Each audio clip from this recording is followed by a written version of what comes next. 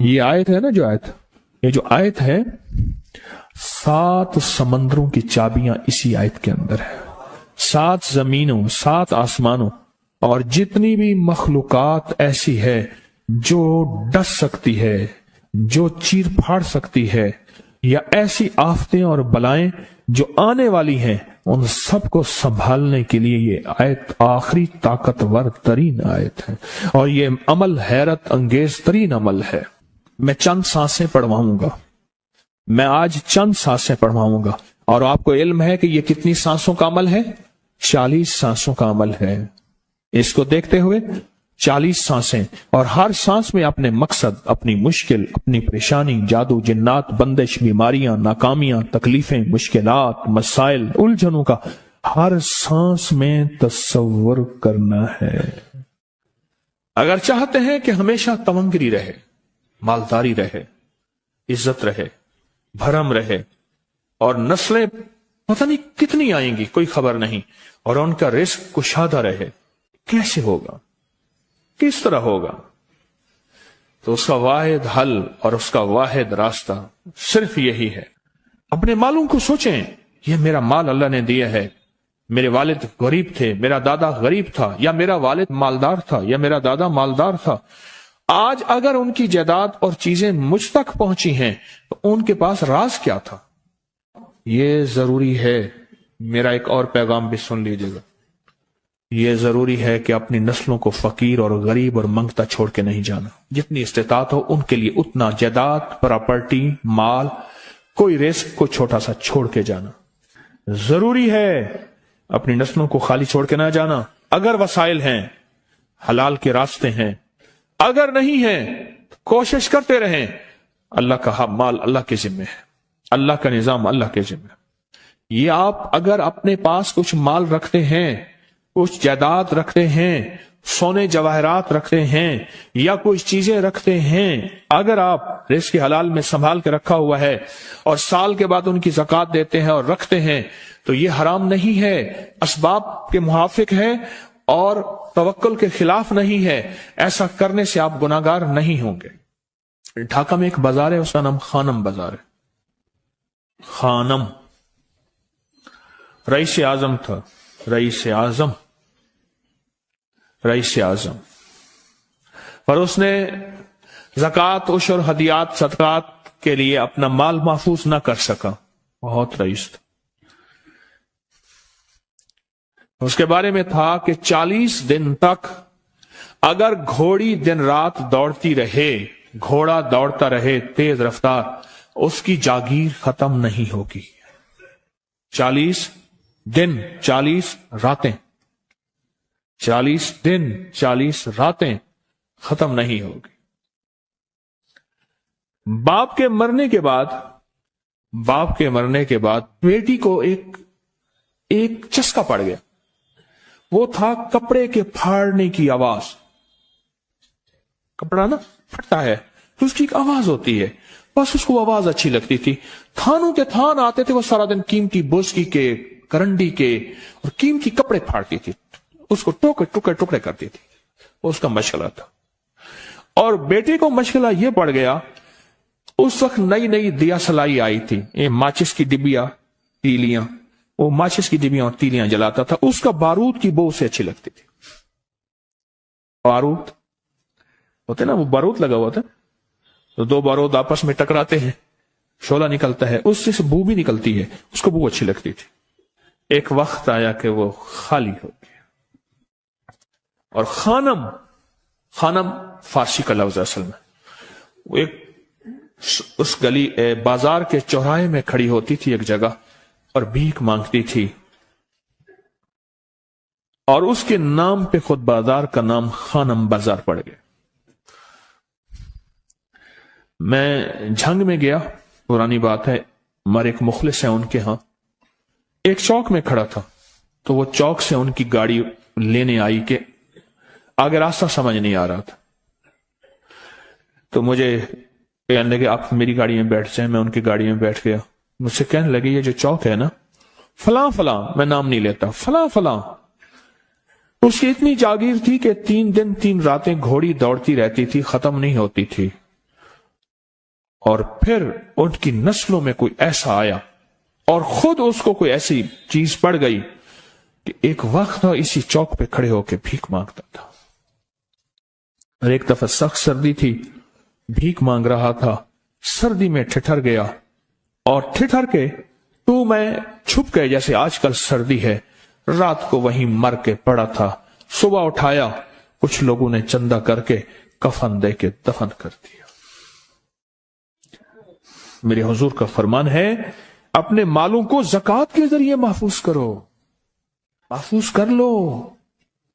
اگر محفوظ نہ کیا، نسلوں میں فقر اور فاقے، غربت، تنگ دستیاں، فقیری اور منگتا ہونا نسلوں کو دیکھے جائیں گے.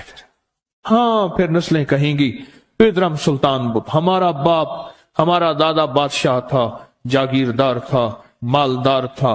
ہمارے بڑے بتاتے ہیں زندگی بھر کے لیے فقر، فاقہ، غربت اور تنگ دستی سے بچے رہیں گے. غیب سے اللہ کا نظام ایسا چلے گا، ایسا چلے گا، ایسا چلے گا. اللہ سارے بھوکے ہوں گے، سارے پیاسے ہوں گے، سارے فقیر ہوں گے، سارے منگتے ہوں گے. اللہ تجھے کھلائے گا بھی صحیح، پلائے گا بھی صحیح، سلائے گا بھی صحیح. عزت کے تکیے، عزت کے لقمے، عزت کے جام، عزت کے جام. مالک بن دینار رحمت اللہ علیہ کے پاس ایک بندہ ہدیہ لے کے آیا. اللہ کے ولی تھے. ہدیہ قبول فرمائے. آپ قبول فرما لیتے تھے، کسی کا نہیں کرتے تھے. میں نہیں لیتا، تیرا رزق حلال نہیں ہے. دیکھ کے فرما دی، تیرا رزق حلال نہیں. دیکھ کے فرمایا تیرا رزق حلال نہیں.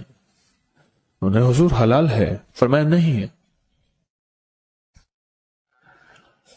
تو اچھا فرمایا ایسا کر، یہ رزق لے جا جو مجھے ہدیہ دیتا ہے.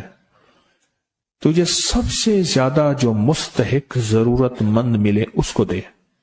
دینے کے بعد پھر اس کا پیچھا کر. وہ ان پیسوں سے کرتا کیا ہے؟ اب مرشد کا حکم تھا، فرمان تھا، کیا. دیکھا تو ایک لولا، لنگڑا، اپاہج، معذور، اندھا، کانا، کپڑے خستہ حال، بالکل بے بس اور بھیک مانگ رہا ہے. اس کا دل نرم ہوا اور کہا کہ اس سے بڑا ضرورت مند پھر کوئی نہیں ہے. اس کو جا کے مال دیا، پیچھا کیا. چلتے چلتے چلتے اس نے جا کے آگے گیا تو نہ وہ لولا تھا، نہ وہ لنگڑا تھا، نہ وہ کندھا تھا، کانا تھا، نہ وہ اندھا تھا، کچھ بھی نہیں تھا. بالکل ٹھیک ٹھاک ہو گیا اور یہ حیرت سے دیکھ رہا ہے. کرتے کرتے جا کے اس نے ان پیسوں سے حرام کام کیا. خاموشی سے آ گئے، آپ کا فرمان ٹھیک ہے، میں اب یہ میرے پیسے لے. یہ جا کے کسی ایسے بندے کو دے جو تجھے سب سے زیادہ مالدار نظر آتا ہو، خوشحال نظر آتا ہو، بہترین نظر آتا ہو. اب پیسے لے لیے. اب دیکھا تو ایک صاحب ہے، بڑے قیمتی گھوڑے پہ، لاجواب پوشاک ہے اور بہت اچھی حالت ہے ان کی، بہت اچھی حالت. سوچا کہ حضرت نے فرمایا تھا کہ سب سے زیادہ خوشحال کو دینا. اس کو جا کے پیسے دیے، اس نے لے لیے. اب اس کا پیچھا کیا. وہ ایسی دکان پہ گیا جہاں سے راشن لیا جاتا ہے. اس نے تھوڑا تھوڑا راشن لیا. حیران ہو گئے، اتنا مالدار آدمی ہے، ایسے راشن لے رہا ہے جیسے کوئی بندہ روز کی آئے روز کی کھائے، اتنا ضرورت مند. اس کا پیچھا کیا. پرانی حویلی تھی، پرانا محل نما ایک گھر تھا، ٹوٹا پھوٹا. اس کا جا کے دروازہ کھٹکھٹایا. ابھی اندر جانے ہی لگا تھا تو اس نے لگام پکڑ لی. اس نے دیکھا تو ہے تو وہی جس نے آج میری مدد کی ہے. کہا تجھے اللہ کا واسطہ ہے، اب مجھے اپنے حالات بتا دے. تو کہنے لگا تو نے جس کا واسطہ دیا ہے اور پھر تو نے میری آج مدد کی ہے، میں نے آج تک اپنے حالات کسی کو نہیں بتایا. میں رئیس اعظم تھا. تلک الایام نداولها بین الناس. اللہ کی طرف سے آزمائش آ گئی اور فقر، فاقہ، غربت، تنگ دستی ختم، ہر چیز ختم ہو گئی. कई दिनों से मैं भी भूखा हूं, मेरा घोड़ा भी भूखा है, और ये मैंने कपड़े संभाल के रखे हुए हैं, ये एक लिबास है रखा हुआ है, बाहर इसी लिबास में निकलता हूं, किसी को यह शक ना पड़ जाए ये भूखा है, ये फक्र की हालत में है, ये गुर्बत की हालत में है। मेरे हाल से कोई सवाल का दरवाजा ना खोले, गौर से समझेगा। मेरे हाल से कोई सवाल का दरवाजा ना खोले, मैं ऐसा हाल बनाऊं लोग मुझे सवाली समझें, कि कुछ लोग जुबान से सवाली नहीं होते। मेरे आका का फरमान है, अपनी बीमारियों का सदके के जरिए इलाज करो। और सदका, ये सारा वाकया सुनाने का मकसद, तलाश करो, ज़कात तलाश करो, किसको देनी है, कौन जरूरतमंद है, कौन ऐसा है जिसको बज़ाहिर लोग मालदार समझते हैं, अंदर से खाली है, खोखला है। हुआ ये, एक खैर के काम के लिए पैसे जमा करने थे, खैर के काम के लिए। उस वक्त 24,000 था, बहुत बड़ी रकम थी, 24,000 मुझे चाहिए था। तो कहने लगे कि मैंने सोच के कहां से ले आऊं, है नहीं, रोज कमाता हूं, बच्चों ठीक हैं, घर पल रहा, दूध लाता हूं, बेचता हूं, एक निजाम है मेरी, सर्दी गर्मी बारिश तूफान की तरतीब चल रही है, कहां से लाऊं। तो कहने लगे, ख्याल आया ये मोटरसाइकिल न बेच दूं। फौरन उठा, मोटरसाइकिल ले गया। गालिबन मुझे बताया कि 28,000 का ये यामा मोटरसाइकिल बिका, और बेचने के बाद मैंने उठा के सारे पैसे 24 उधर दे दिए, बाकी रख लिए। अब खाली होके बैठ के फिर मुसल्ला बिछा के अल्लाह से मांगना शुरू कर दिया, और मांगते मांगते आलम यह हुआ कि मैं फकीर हो गया।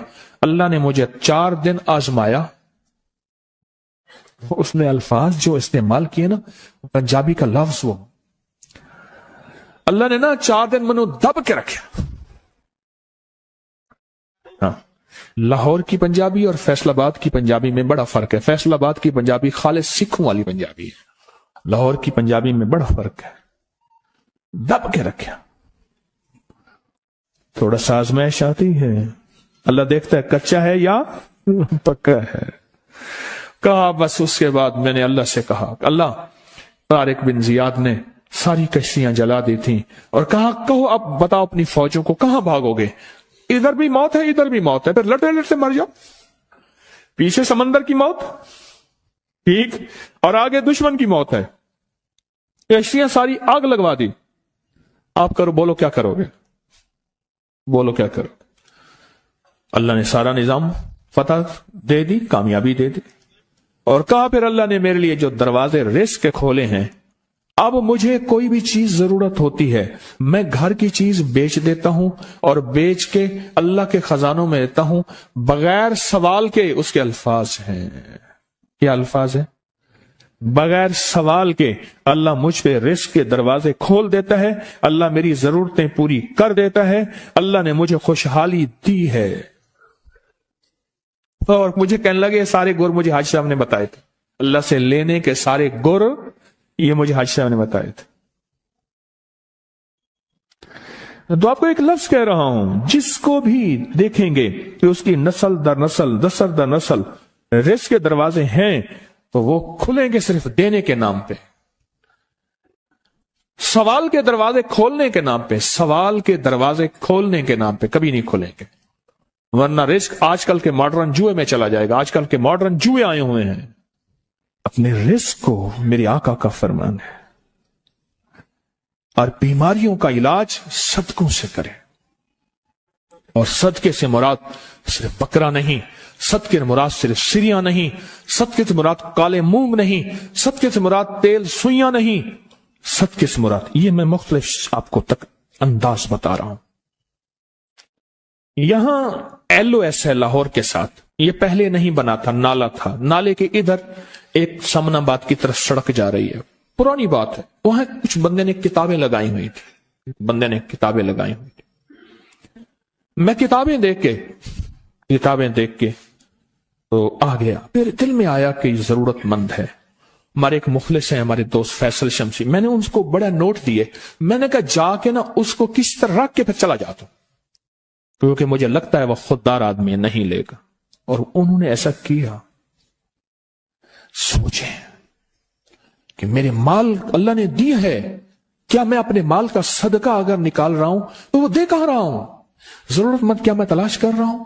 اور میں ضرورت مندوں میں سب سے پہلے وَبِذِي الْقُرْبَى وَالْيَتَامَى وَالْمَسَاكِينِ وَابْنِ السَّبِيلِ، مسافر پردیسی چوتھے، پھر مسکین ہے، پردیسی ہے، مسافر ہے، یتیم ہے۔ ضرورت ہے اس چیز کی، اس کی ضرورت ہے، کیونکہ یہاں جتنے مانگنے والے ہیں ان کے بارے میں صرف ایک لفظ کہوں گا، یہ لفظ آپ پکا رکھ لیں، یہ سب خواہشات کے مانگنے والے ہیں، ضروریات والے نہیں ہیں، خواہشات۔ اتنا بڑا بنگلہ، اتنی بڑی سواری، فلاں برانڈ کا موبائل، فلاں چیز فلاں چیز فلاں چیز، یہ خواہشات کی کوئی حد نہیں ہے، یہ لفظ بھی ذہن نشین رکھیے گا، میرے ساتھ بولیں، خواہشات کی، ضروریات کی حد ہے، خواہشات کی حد نہیں ہے۔ عاجزانہ دعاؤں کے ذریعے اگر اپنی مصیبتیں، اپنی بلائیں، اپنی پریشانیاں اور اپنی تکلیفیں ٹلوانا چاہتے ہیں تو اس کے پیچھے ہمارے ساتھ کون سی دعائیں ہوں؟ عاجزانہ دعائیں، عاجزانہ دعائیں۔ اور میں امام زین العابدین جب دعائیں مانگتے تھے اور ان کی دعاؤں کے اندر جو درد ہوتا تھا اور غم ہوتا تھا، اور ان کی دعاؤں کے اندر جو بلبلانا اور بلبلانا اور کرب اور تکلیف ہوتی تھی، فرمایا ہنستے اپنی ہنسیاں بھول جاتے تھے، سونے والے سونا ترک کر دیتے تھے، اونگنے والے اونگنا چھوڑ دیتے تھے، اور وہ بھی ان کے ساتھ رونے لگ جاتے تھے۔ ان کا رونا ہی اتنا تھا، وہ ہنسیاں تو بخشی بخشوائی تھی، اور ان کا نام زین العابدین، نام تو ان کا علی ہے، زین العابدین پڑا اس لیے عبادت کرتے کرتے کرتے وہ عبادت گاروں کے امام بن گئے۔ یہ تسبیح خانہ جو آپ کو راستے دے رہا ہے، تسبیح خانہ جو منزلیں دے رہا ہے، یہ راستہ، یہ منزل ساری کے ساری اس لیے ہے کہ اس منزل اور راستے کے پیچھے دعاؤں کی طاقت ہے، دعاؤں کی طاقت ہے۔ ان دعاؤں اور اعمال کو اپنے ساتھ ایسے سینے سے لگا لیں۔ ان دعاؤں اور اعمال کے اندر حیرت انگیز دنیا ہے۔ جب سے تسبیح خانے کے ساتھ نسبت ہے، دعاؤں کی کیا کیا طاقتیں دیکھی، دعاؤں کی کیا کیا تاثیر دیکھی، سنوں گا نہیں، بس صرف دل میں سوچیں، میرے سوالوں کا جواب دل میں دیں۔ دعاؤں کو کیسے آزمایا، خود ہی تو کہتے ہیں فلاں وظیفہ پڑھا یہ ہوگا، فلاں عمل کی، یہ دعائیں تو ہیں ساری، کیا ہیں؟ ساری میری حدیثیں، میرے آقا کا فرمان دعائیں، سارا قرآن دعائیں، ساری تسبیحاں دعائیں، اور سارے دل سے گڑ گڑانے والے لفظ وہ جس زبان میں بھی ہوں، جس کلام میں بھی ہوں، وہ سب دعائیں ہیں۔ اللہ کو یہ مانگنا پسند ہے۔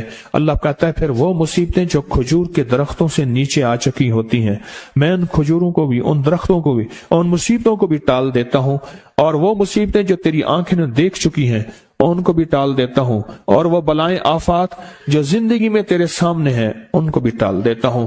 یہ ساری بلائیں اور آفات اور یہ ساری تکلیفیں میں اس وقت ٹال دیتا ہوں جب تیری دعاؤں کی طاقت تیرے سامنے آ کے کھڑی ہوتی ہے، کیونکہ دعاؤں کی ایک طاقت ہے، دعاؤں کی ایک تاثیر ہے، دعاؤں کا ایک حصار ہے، دعاؤں کا ایک کوٹ ہے، اور دعاؤں کا ایک قلعہ ہے، اور دعائیں ایک ڈیفنس وال ہیں، اور دعائیں حفاظت کا نظام ہے، اور دعاؤں سے آفتیں